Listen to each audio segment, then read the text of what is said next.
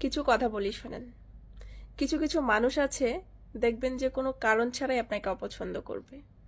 তারা নিজেও জানে না যে কি কারণে আপনাকে ঠিক অপছন্দ করে। আপনি ভালো করেন, খারাপ করেন, সামনে যান, পিছনে যান, প্রত্যেকটা ক্ষেত্রেই তাদের একটা কমেন্টস আসবেই।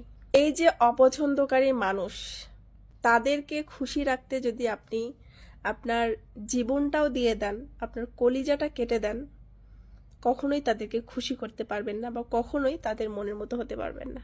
আপনি ভালো কিছু করলে অবশ্যই তাদের ভালো লাগবে, কিন্তু তারা এটা কখনো প্রকাশ করবে না যে হ্যাঁ আপনি এটা ভালো করেছেন।